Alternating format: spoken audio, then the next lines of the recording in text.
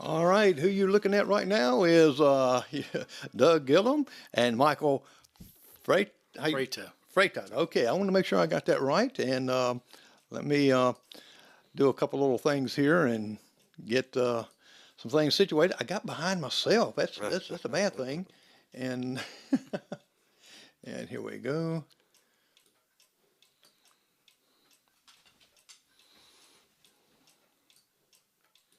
One more little thing here. Push it over here. All right. And you've seen our guest. Our guest, like I said, is Doug Gilliam and Michael Freyta. And and they're going to be talking to you some experience about their service. And thank you both for your services. And they're going to tell you a little about some experiences and how they got to get into their branches, the Army and the Navy.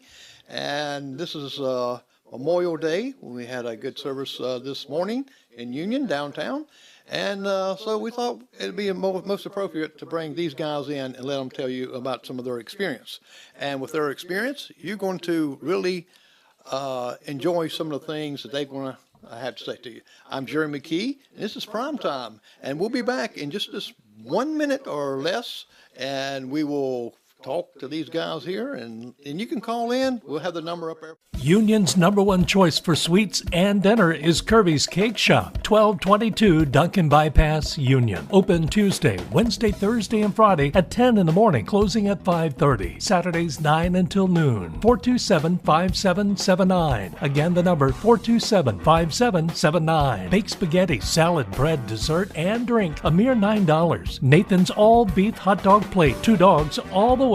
A bag of chips and drink, $7. Tacos, salads, baked spaghetti, delicious cakes, cupcakes, cake squares, freshly baked and ready to go. Kirby's Cake Shop, 1222 Duncan Bypass, Union, 427-5779.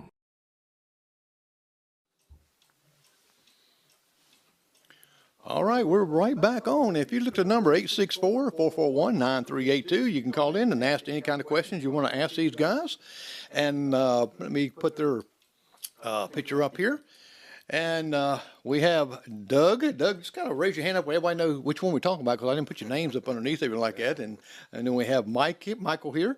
And guys, there's some, we always talk about, I know I was in the Army too, but it was nothing like you guys there, but we always kind of crack on either the Navy or the Marines and jarheads and stuff like that, but we're all in there together and doing great things.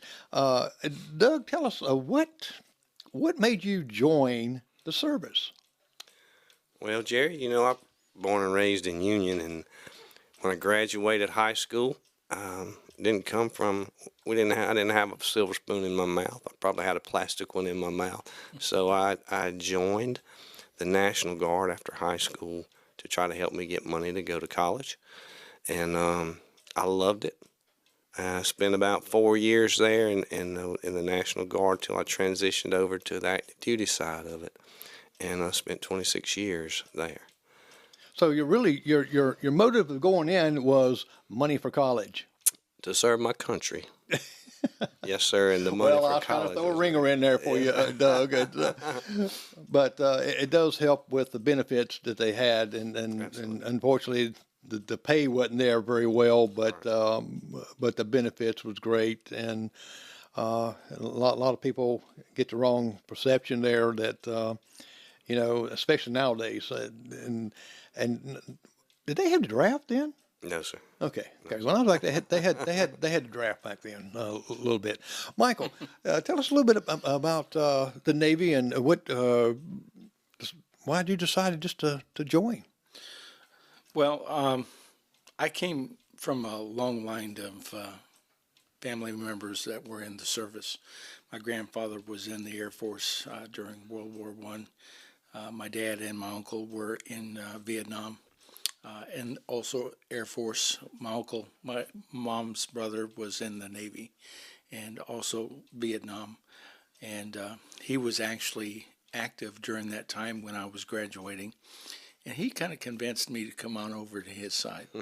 And so I didn't really have too much to do as a kid. I was kind of getting myself in trouble a lot.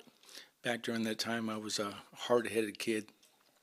Had a lot of issues, and so I, in essence, kind of like wanted to escape and try to see if I can better myself, and so I ended up joining the Navy.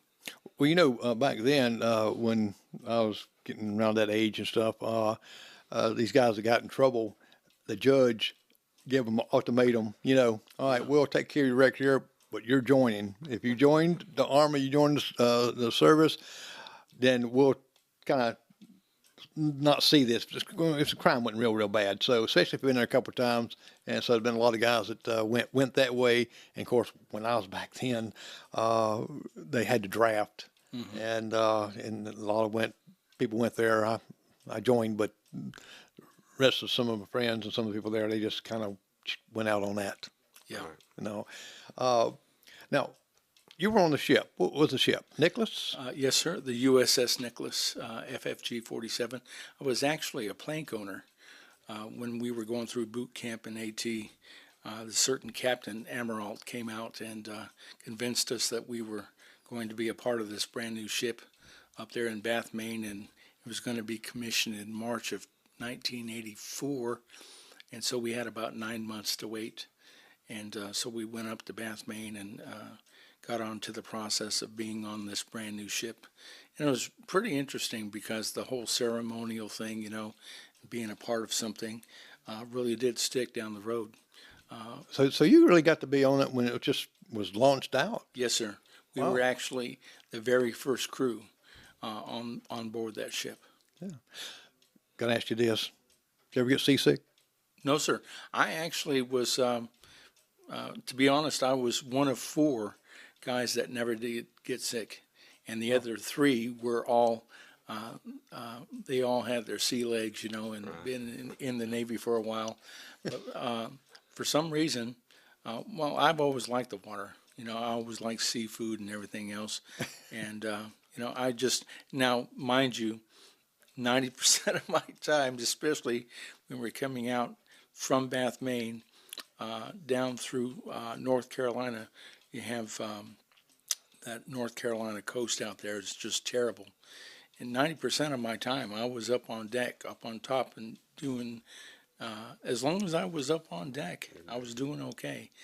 As long as and man, I tell you, it was a rough place to be down in the berthing place, because everybody was sick, and it just didn't smell very good. Oh, I bet not. Especially in a new ship. I mean, it's like a new car, and someone get car sick like that. Yeah. Doug, where did you take your basic training at?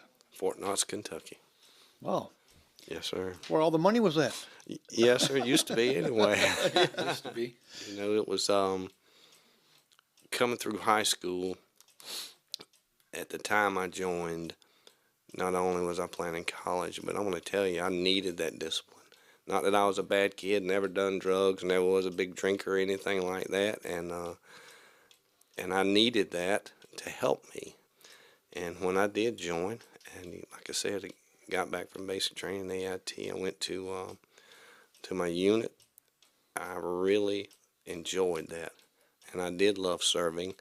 And like me and Mike were talking earlier, once you are become a veteran, and just like you, Jerry, there's a bond there. No matter what service you're in, no matter what branch, there's a bond there. That's right. Whether you've met them or not. Right. Now, tell me, in your basic training, what was the hardest thing that you've done in your basic training? Probably the gas chamber. Yeah. Jerry, that was pretty tough. That was tough. Tell me about your experience in the gas chamber, and then we'll come to you, Michael, and let you tell your experience. They tell us. Yeah, tell us exactly how they told you to go into it and stuff like that, where people would know. Yeah, well, they lined us all up outside of this little building, and they told us they were going to let us see what a grenade would do as far as what do they call it? The gas, Mm-hmm. Well, we went in. We had on protective masks. We had on gas masks, uniform, everything. When you went in, they tell you to remove your protective mask. You had on a helmet too. You take your helmet, couldn't hit the floor. You remove your protective mask, you put it in its holder, and they'll start asking you questions to make you talk and breathe. And when you do, and you take that first breath in, and it just like it locks up your lungs, and you gotta sit there and you gotta answer them. Then you make your way through this little house, you in a group, and then when you get to the end of the line and you can't see, you can't breathe, and they open up the back door and start hollering at you, get out. And when you go out, you have to flap your arms. I can fly, drill sergeant, I can fly. I can see, drill sergeant, I can see. And somebody grabs you then. Yeah. Now, what would happen if you'd have dropped that helmet? I don't know, and I didn't want to find out. All right. Did some have to go back through it? Maybe, I don't know. Yeah. Well, we had a couple that had to go back through it because they didn't. I mean, it's like they ran. Yeah, that CO2 will get you, or whatever it is. Yeah. I think it was mustard gas, wasn't it? Something like that. Something along that line. Well, your experience. It wasn't too much different. I was in Orlando during boot camp, and a lot of us, I guess, little squids were coming through there, and all. And I just remember it was a once in a lifetime experience. You'll never experience it again, type feeling. And again, we had to have our mask on and all. And when we took it off, man, instantaneously, that thing just bombarded your face. Now, you were based. Your basic training was in Florida. Yes, sir. In Orlando. Okay. Now, being in the Navy, was your basic training any different? Do you think that would?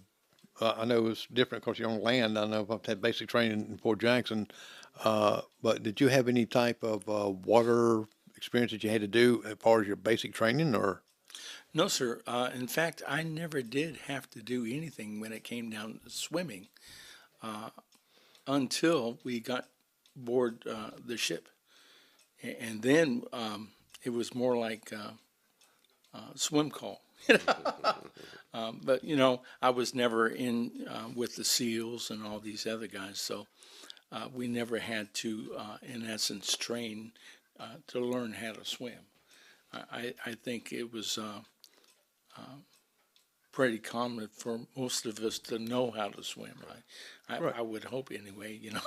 I don't think you'd want to join the Navy and not know how to swim. But maybe there might have been a few people there that were not so lucky. But every one of us knew how to swim. Well, that would be a good thing. Yeah. To do. Doug, when you first signed up and you was on, I guess, a bus, they had to give you a bus ticket to go down with. Yes, sir.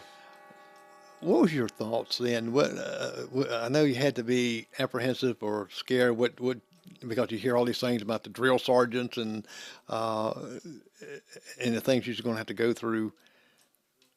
Yeah, when they put us on the bus, me and two of my friends signed together, and when we went down there, we were just talking. Everybody had done told us what it was going to be like, and gave us hints and tips to do, just like the CS grenade. That's what it was, a CS grenade in that gas house. Told us the best way we could do it. And when you get off of that bus, those drill sergeants are in your face from the first time you step off, even through the whole reception station. Yeah. And then even to your unit. And then it is it's locked down. What is one of the things that you remember that your drill sergeant drilled into you, that he some word or something he'd always called you or said to you? One of the things that I'm thankful for now is he would always tell you to keep your integrity, and work as hard as we can. Give all we got. Don't be a minimum achiever, and that stuck with me. And the Army values that they had. Right. That's something that still tends to me today. Leadership, loyalty, duty, honor. Loyalty, duty, respect, selfless service, honor, integrity, and personal courage. Folks, if you want to ask any questions, you can call 864-441-9382. In just a minute, we're going to go to a commercial here in just a second. And we're going to come back and ask a little bit, Mike, he remember anything from his drill sergeant or anything in basic training, it was one of the key things that you really remember. And but stay tuned. I'm Jerry McKee. We're going to come back in just a moment here. We're going to go to our sponsor, which is Kirby's Cake Shop. And they got the best food there. Of course, you can never bite it fresh. Good friends of mine. Just tell them Primetime sent you, Jerry McKee. Union's #1 choice for sweets and dinner is Kirby's Cake Shop, 1222 Duncan Bypass, Union. Open Tuesday, Wednesday, Thursday, and Friday at 10 in the morning, closing at 5:30. Saturdays 9 until noon. 427-5779. Again, the number 427-5779. Baked spaghetti, salad, bread, dessert, and drink, a mere $9. Nathan's all-beef hot dog plate, 2 dogs all the way, a bag of chips and drink, $7. Taco salads, baked spaghetti, delicious cakes, cupcakes, cake squares, freshly baked and ready to go. Kirby's Cake Shop, 1222 Duncan Bypass, Union, 427-5779.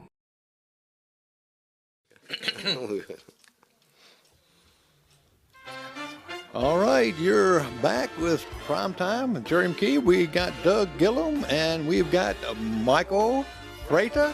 Yes. That we're talking to and asking about their wonderful experience, about their duties in service in their beginning, like at they're all pros now that you can always get some feedback if you decide that you want to go into service. These are the guys you can talk to. You can call us in at 864-441-9382, and we're going back to ask Michael his experience with his drill sergeant. Michael, if you're a drill sergeant, what is one of the things that you remember that really sticks out to you? Well, my drill sergeant was a senior chief, and he was from the Philippines. And this guy was a little small firecracker. And this guy was always continually in our face, from sun up to sundown, and he just did not stop. He brought the fear of God into us. And, there's one thing, and I guess I can back up just a little bit. I was not your typical kid. Man, I had a hard life, and I was a hard-headed kid. I had a big mouth, and I usually got myself in trouble. And unfortunately, because of this, senior chief often had me doing push-ups and all this other stuff, But I made it through, which was pretty impressive because, I can't remember how many kids were there on that day, There might have been maybe 70 or 80 kids, within that barracks. And out of that, we had about 20 guys that ended up leaving for one purpose or another, But and you know, they wanted to see who was going to crack and who was going to, you know, stay the guild, and I pressed through. You know, I was pretty amazed because as a kid, the only thing that I ever did right was I learned how to run. Me and Forrest Gump had a lot in common back then. And I was able to run miles and walkathons and stuff like this, you know, during my time in school. And so the Navy kind of gave me that tenacity, you know, Right. to be able to endure things. And that's the one thing that I guess that I still have today is that ability to stay rock solid through any kind of problem that we may face, understanding that there's something good on the other side, you know, and it builds a character in us that is solid in integrity and, you know, all these other good values. Now, when you signed the dotted line, and I'm assuming you took the bus too? Yes, sir. Now, like him, I was supposed to have a buddy. And I ain't going to say his name, but I'm hoping that he sees me today because we're good friends again on Facebook. But he left me. He left me high and dry. And we're supposed to go in on this buddy thing, you know, and man, he left me high and dry.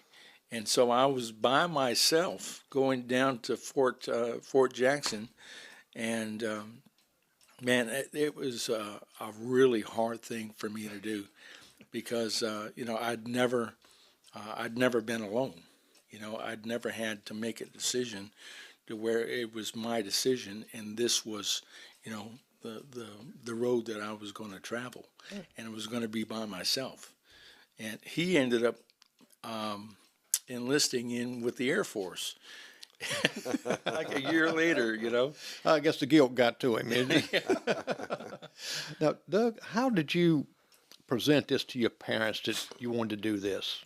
Were they all for it, or did you do it and then surprise them? No, sir. My mom was not for it, but my dad was okay with it. And you know, when I turned 18 and graduated high school, and you know, that was my plan.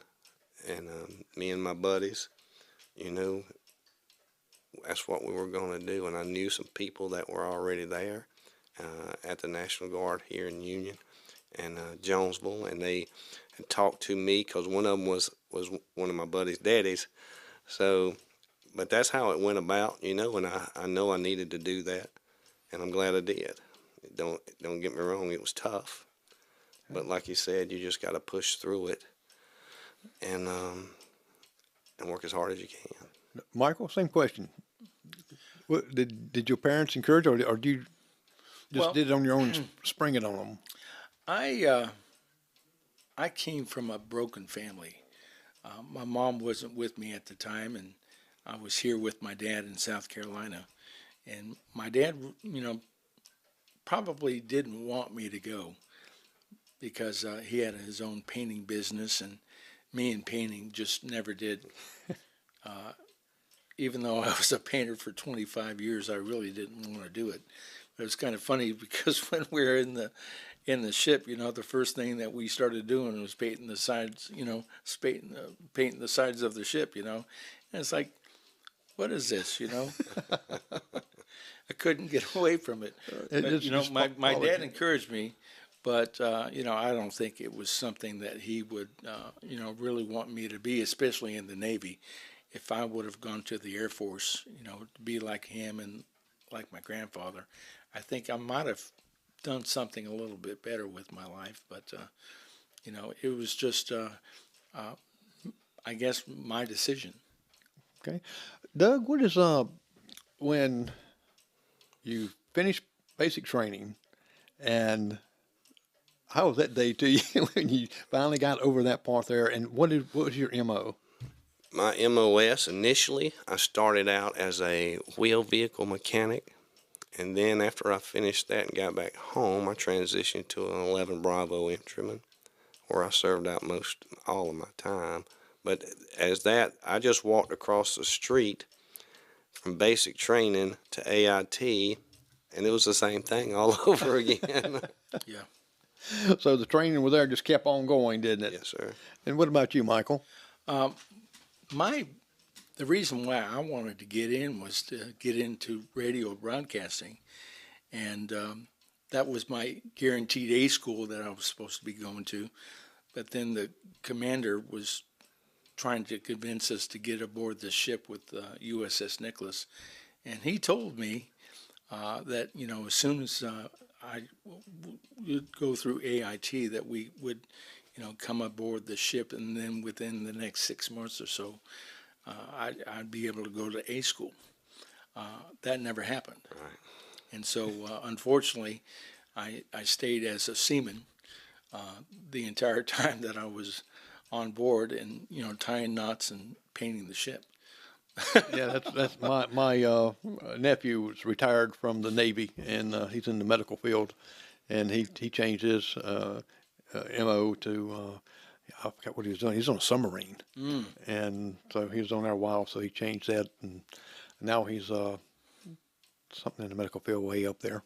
So he did a good job of changing over. He doesn't work that much, I tell him, but he now.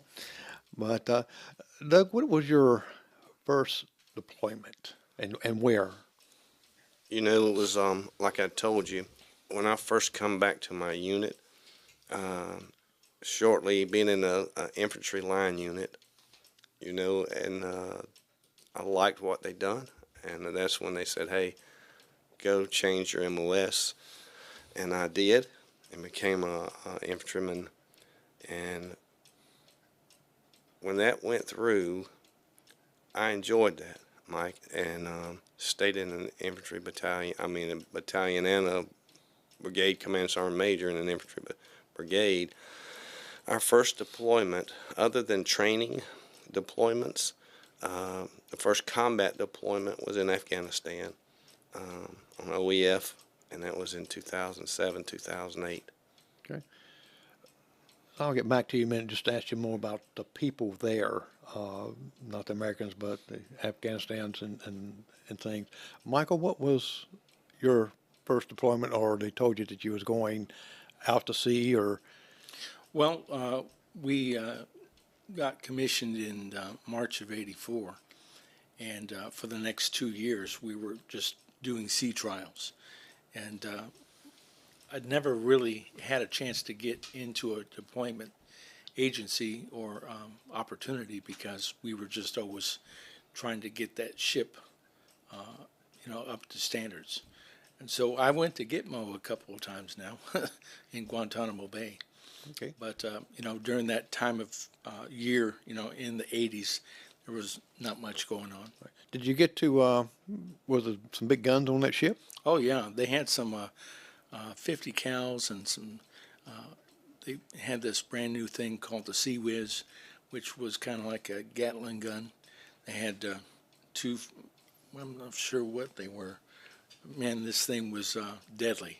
It would shoot out missiles. It was like an air-to-air defense mechanism, and it was just incredible. What, did you get to shoot any of those? No. No? Again, I was a deck seaman. Oh, okay. All I did was look, unfortunately. I didn't get to do much. It was kind of sad. During my whole time, I kind of messed myself up a little bit, because I couldn't get over the fact that, the captain that kind of lied to me, and that's one thing that, we were all told going into the whole thing, that, the military is going to lie and say a bunch of stuff and cause you to do things that, you don't want to do, and it all came to pass, unfortunately, and I didn't really get to see or experience a whole lot of things that, a lot of my other friends did. Right. Now, I know I read a little bit about the ship there also, patrolling out into the ocean there. It was and it still is, a lot of piracy going on there. Yeah. And I think that was in with the first Gulf War in '92.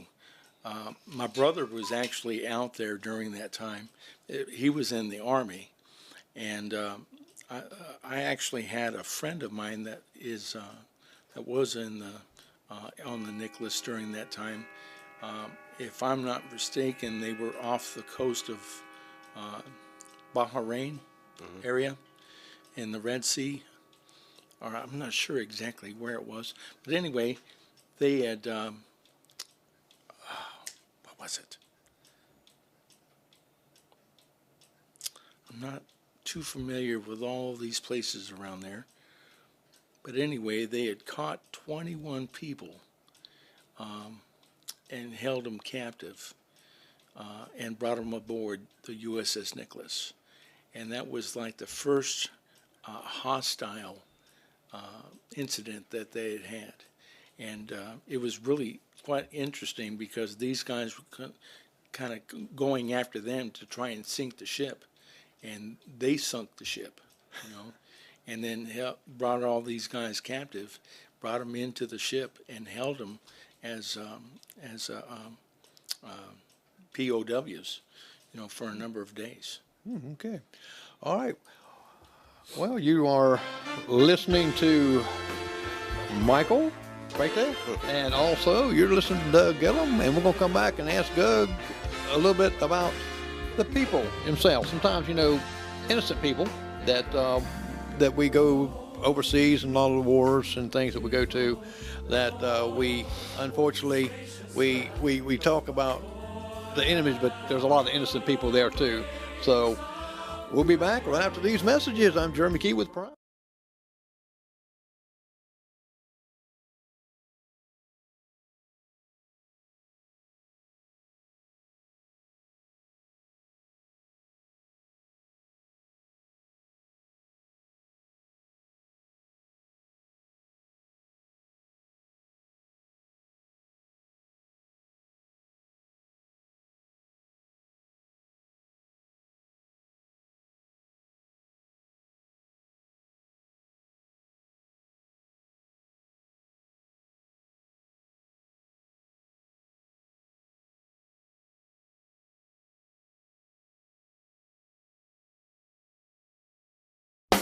Union's #1 choice for sweets and dinner is Kirby's Cake Shop, 1222 Duncan Bypass, Union. Open Tuesday, Wednesday, Thursday, and Friday at 10 in the morning, closing at 5:30. Saturdays 9 until noon. 427-5779. Again, the number 427-5779. Baked spaghetti, salad, bread, dessert, and drink, a mere $9. Nathan's all-beef hot dog plate, 2 dogs all the way, a bag of chips and drink, $7. Taco salads, baked spaghetti, delicious cakes, cupcakes, cake squares, freshly baked and ready to go. Kirby's Cake Shop, 1222 Duncan Bypass, Union, 427-5779.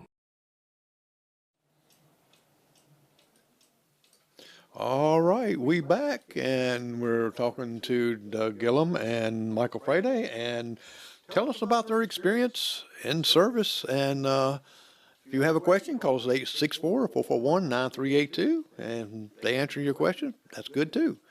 Now Doug, I want to ask you. You got deployed to Afghanistan.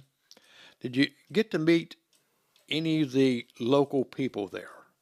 Oh yeah, we did. The little village where our FOB, our forward operating base, was in our battle space. We had 7 of them, and we, you know, I had a 16-man embedded training team that we trained and took care of the Afghan National Army, the ANA, and mentored them, fought with them, and but you did get to meet the villagers, you know, because they was interested in, you know, and you had to be very careful though. And the people that come there are taught with us. We had our medic, was a little E4, done a great job, just come out of basic training AIT, got put on a senior embedded training team.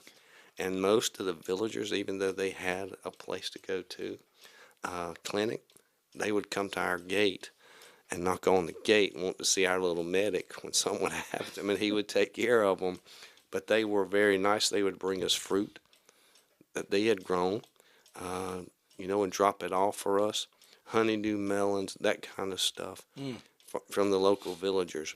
Wow. I will tell you, the majority of the common villagers, they really wanted us there, Jerry. No. And and it was good. Now they had bad actors there, the Taliban, and most of the people that I had dealings with hated the Taliban, and they were glad we were there because they had some kind of protection Right. to do that, and boy, the stories that you could hear of those things, it is, and they hated them. Right. And even the National Army, the ANA, the Afghan National Army, they hated them, and they would fight. They would fight with them once they learned how to fight. Right. It was they didn't like them either. But the villagers, the people there themselves, because we'd go in our Humvees going down, throw out candy, or something like that, and they loved that. Just to have something from the Americans. And they'd want pencil or pen. They'd say pen, and they'd pat their pocket. That's where we kept our pens at in our, Is this a pen? just a pen, just to be able to write. And most of them were females. They didn't get to go to school. They didn't allow them where our operating base was. So, but they all appreciated us being there, and it seemed to be that way anyway. How was the fruit? Fruit was delicious. Freshly grown like that Absolutely. and out there. Now, did you try besides the fruits, did you try any of the local cuisine there? Oh yeah, Jerry. When we first got there, we flew into Kandahar. We had to wait about a week to the team that we were replacing come down, and we got all the vehicles, and changed out everything and went back up to our battle space. We had a small headquarters fob in Kalat, Afghanistan. It was called Fob Apache. And that's where our headquarters was set up, but we had those forward operating bases that we had to help too. The first 2 weeks we got to our forward fob in Zabul province. We had some Romanians there, a platoon of Romanians that guarded the gates for us. And they'd done all the cooking. All they had was one big round black cast iron pot. They cooked everything in it. We had no running water. We barely had electricity sometimes, and everybody got dysentery on my team. So we went on an MRE lunch. The ANA had about 800 meters from us, from our fob. They had their fob they set at, and they invited us to lunch one time, and their rice. First time I really got to eat goat. Yeah. But their rice was awesome. Their goat was awesome. And when they'd ask us, to come over and eat, we always took advantage of that, so we didn't have to eat MREs until we got some running water there, where they could wash their pots and cook. Wow. Mike, were you going to ask a question, or? I was just going to ask, is that the same year that you guys were teaching and training the Afghan Army? Yeah, so that is what our embedded training team, we were to teach, coach, and mentor. But the main thing was to fight, help them see how to fight. I kind of remember that. Yes, our second day into country when we got to our headquarters fob, the Taliban wanted to play. And so it was really from the initial start. We were in a bad area, and the Taliban was no good.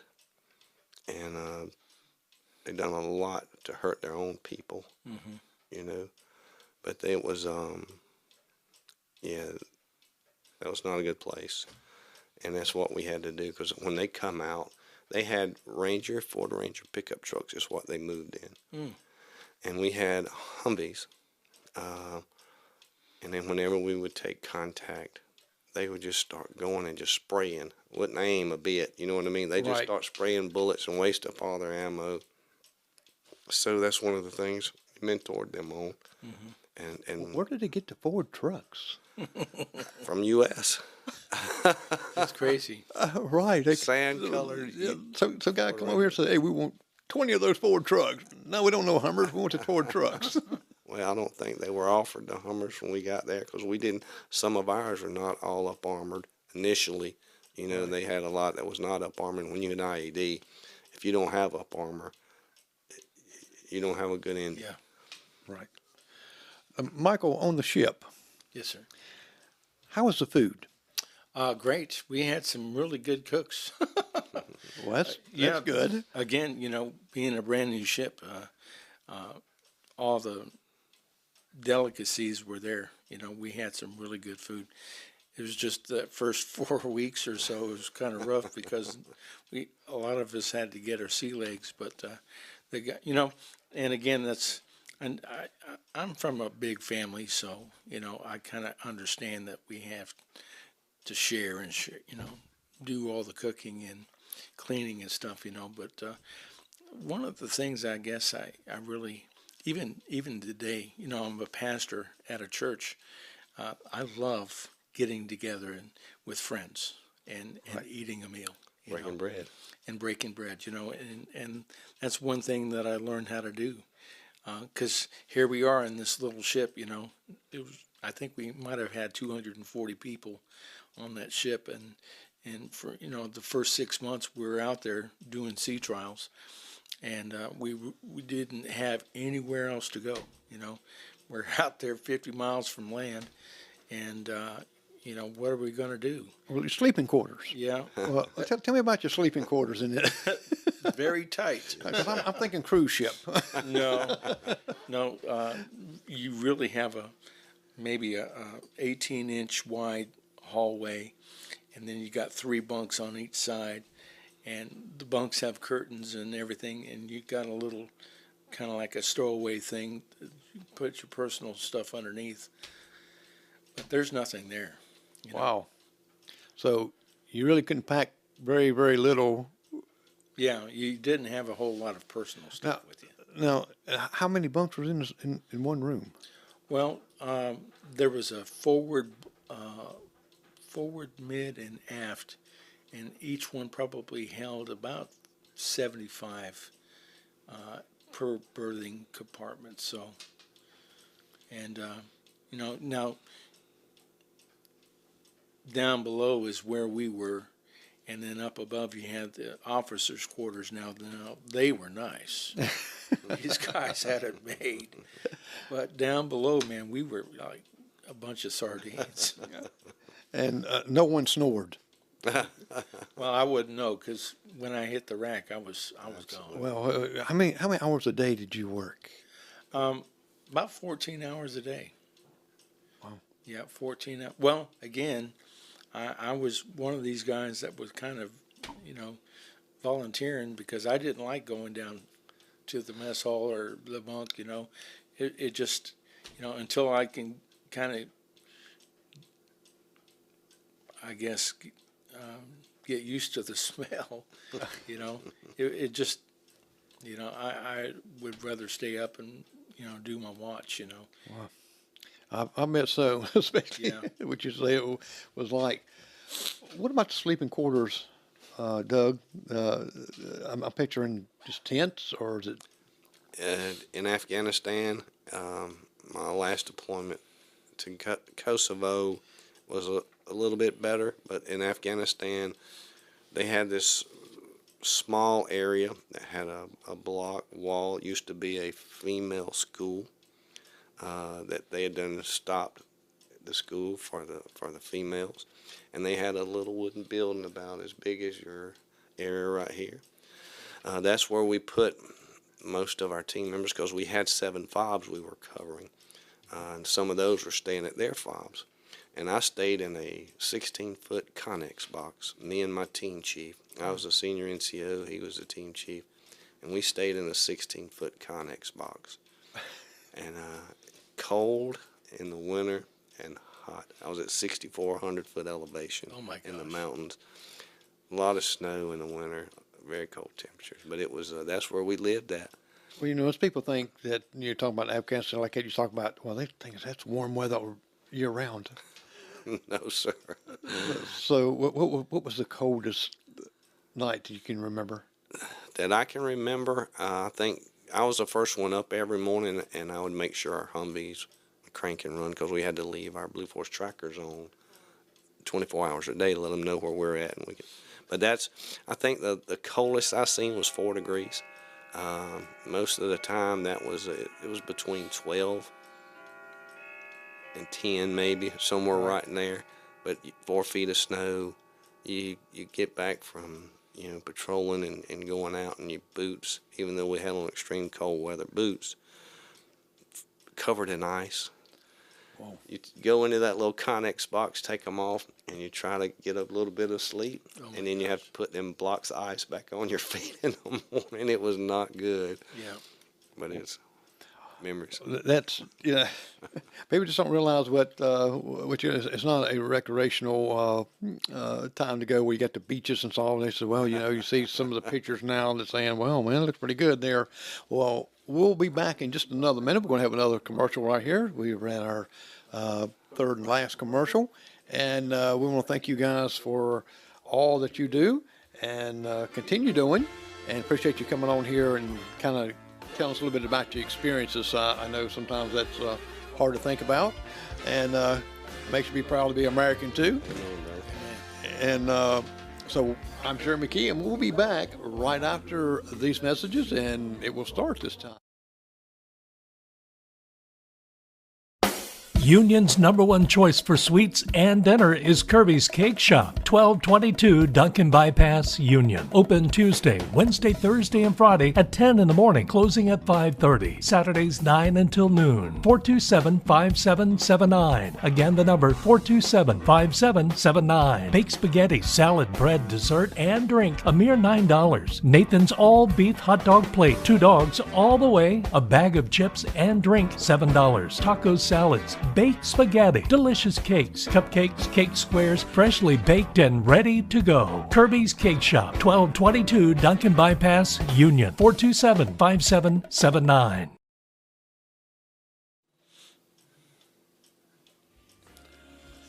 Okay, we're back. It was a short commercial. We're back with Doug Gilliam and Michael Freyta, and tell us about their experience. And we're going to ask Mike here a little bit recreation on the ship, because you're out there in that sea for a good long time. So we want to find out, what did y'all do for recreation?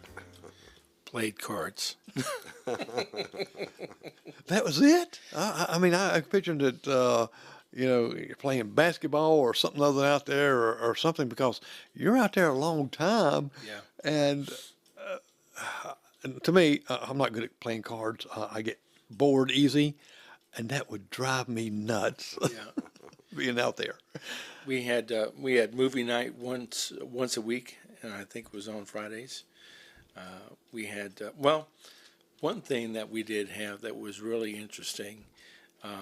We had this main event night, because many of us like boxing and wrestling and stuff, So we had this main event, and we had three of the strongest guys, and one of them was my best friend, and he still is a good friend of mine, and his name is Robert Fitzgerald Zollicoffer, and just a big black guy. Right. This man is massive, 18 years old and just full of spunk, and he always talk like Rocky Balboa type thing, And one of the radio men, first class radio men, his name was Sarpy, and this guy was a Samoan. And man, these guys just went at it for like 15 minutes, and it was good, wholesome fun, because it was just something different, to kind of pass the time. Was y'all making bets? Oh yeah, well, unfortunately, my friend didn't last too long after the 15-minute round. Sarpy ended up getting the best of them, but we had a lot of fun. Yeah. So, what type of movies did they have on there? Because did they have a lot of movies? Because you're out there a good while. I mean, well, 6 months. Yeah. I mean, yeah. There's they had a lot of the I guess the top box office movies that were going on in the States were also being shown maybe a week or so later. I'm not sure how they got the movies on board the ship, but they obviously had a supply that they kind of kept around, Okay. Now, how did you get letters? Because you're out there 6 months somewhere on the ocean. Mail, news from home, news from around the world. I mean, how did you? Well, we didn't get any mail. And again, we were off the coast of Cuba, so there wasn't much chance of getting any mail there. Uh, if we came in to Guantanamo Bay, the mail would be at Guantanamo Bay. But if we were on the ocean, we were on the ocean. There was no way of. I guess there could have been a helicopter, coming in, but they didn't come in. But for everything was always, we were learning how to do these things. It wasn't like that we were already learning how to, and knowing what to do. Right. We were all in training. So did the ship dock where you could go to Guantanamo Bay, or? Yeah, we would dock every 6 to 8 weeks. We would dock for a few days, get more supplies, and then go back out again. Okay. Did you get off the ship then? There's no reason to. There's nothing in Guantanamo Bay. Okay. Well, Doug, what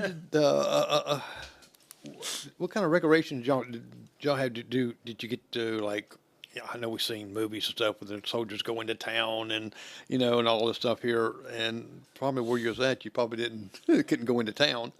No, Jerry. We what we had to do when we were at our outer fobs, we had moved, somebody before us had moved a few weights in there in a treadmill. You couldn't go running down the road, Right. And we could only do that very limited time. And when we went back about every 7 to 10 days, we went back to Fob Apache, where KBR had a little tent set up as a dining facility for us, And but most of the time, we would stay in about 2 days, maybe 3 days at the most, do all our maintenance, body maintenance, wash yourself, wash your clothes. The first thing we done was take care of our weapons and our vehicles.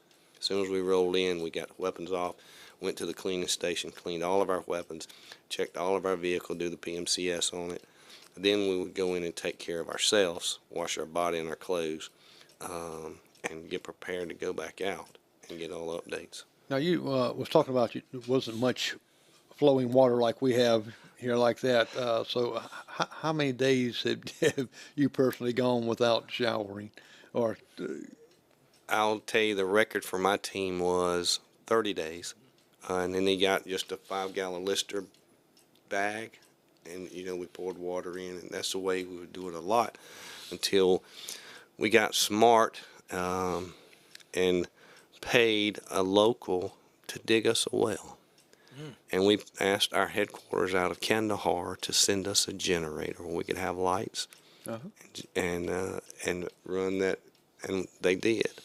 When we put up a shower head, a little latrine like so, that was in a shower, and that was that was the last 4 or 5 months we were in country when then all that got done. Well, didn't they have any like rivers or anything there, creeks or that? They had a few, we call, not like the rivers that we see, but they were big creeks or, flowing water, but not very many because they would have to trench it out for their gardens. They'd have to hand dig trenches just to get water to their gardens unless it come from the mountains. It didn't rain a lot, but the snow helped them, get water, and unless they had a well. Did they have a way to reserve the water from like all the snow they had? This is the way we get done. We bought a 500-gallon plastic tank, put on top of the Connex or the building we had, and we had a farmer that had probably a 250-gallon tank, and he would pump it up into that for us. And he'd go make a couple of trips, and that's how we done it. We'd have to buy the water until we got that well going. So really, you don't seem like have any way much recreation at all. And again, like I asked Michael here, what about your mail? Was probably no TV or anything like that. When we first got there, like I say, we didn't have electricity hardly. We had one very small generator that would power some, and it'd run quarter of the time. So we asked for another one. They brought us a bigger one where we could light up that little school building that they had where most of our team slept. We got, the Army has a VSAT. It's a satellite dish that you can set up and it connect it, and it'll get you internet for your mail, you know, Okay. and messages, things like that. And we did get that about 2 months, 2.5 months, maybe a little longer before we left the country. They gave us one of those VSATs that we set up. But as far as any recreation, like I say, we couldn't go out the wire unless you make a movement, you know, on a patrol or leave Right. out in a convoy. Well, how did the fuel for your Hummees and stuff like that? I mean, did they bring in the fuel there from the helicopter maybe or a ship or? We had I think it was a 600-gallon tank on our forward fob where I stayed most of the time, not at Apache, not at our headquarters, and they would have locals truck fuel from Kandahar up and pump it in our tank. Oh, okay. And they'd have to pump it over that block wall because we wouldn't let them inside. You know what I mean? Right. Yeah, for safety and Safety. security. Like that. So they had to have, wow, yeah. So, you know, this is very interesting because, you know, into perspective, that it makes you appreciate what you have now. Wow. Just as much as a peanut butter sandwich, you know, or something like that would taste so great right then. And so when you got out, Michael, how did you feel getting out? Did you ecstatic, or did you get out and have to be accoladed back into civilian? Well, this is the part I don't really like to talk much about because, again, I was a mean kid. I just me and the XO and the captain never did get along, and I was unfortunately had to leave after 2 years with the general discharge. At the time, I was even married to a woman who was almost twice my age, and we ended up divorced within the next 90 days, and my life just went to pot. Yeah. And I was in the drugs and alcohol pretty bad, and it really did. It took an act of God to grab a hold of me and to get me out of my mess that I found myself in. And if I could just 30 years later, I got out in '85. 30 years later, they're giving me a chance to celebrate the decommissioning of the ship. And the Lord touched upon my heart to go. And it's like, why are they wanting me? You know, because I was like the first one of the guys to get booted off the ship, you know. And it wasn't on very good terms. So when I went back to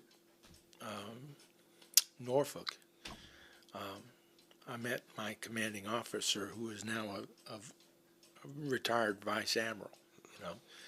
And I bowed my head and I said, "Sir, you may not remember me, but my name is Michael Freyta, and I'm here to apologize for my conduct." And the guy just dropped.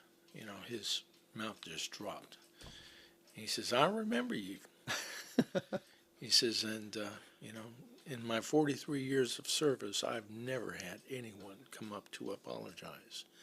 He says, "It must have taken you a lot of nerve to come up here and talk with me." I said, "Sir, well, as you can see, I'm now transformed. I'm not the young man that I used to be, and, you know, I want to be honorable and doing the right thing. And that's why I have my hat, is because he gave me my hat. Wow, that's awesome. And he told me that I was welcome back." Right. Well, that's great, because you've turned out a great guy. You're a pastor of a church, and you help a lot of people, all the homeless, because I know you personally. You help a lot of people there in Gaffney, and a lot of activities there that you do. And you're a real awesome guy, and I'm privileged to know you. We worked on some projects together, and Yes, sir. and just a good guy. Once I've ever heard speak good of you. Yeah. Doug, when you retired, of course you never retired from government though, because you're the House of Representatives from District 42. Yes, sir. You know, I retired in June the 30th of 2015, and August I was hired at Union High School as a senior Army instructor for the JRTC program, and Lord laid on my heart to run for the House of Representatives, and He blessed our efforts.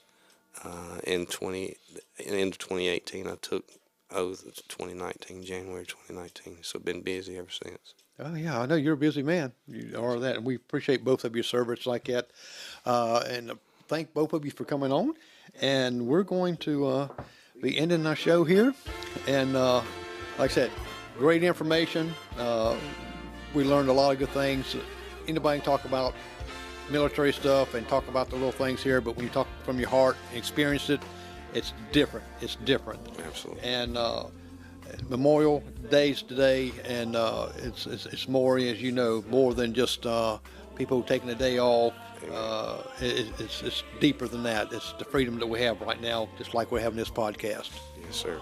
Well, I'm Jerry McKee, and thank everyone for watching, and make your comments, and if you have any questions, send me an email, send me a message, and we'll get these guys here. Thank you both for being with us, and thank you out there for being with us. Y'all have a good night.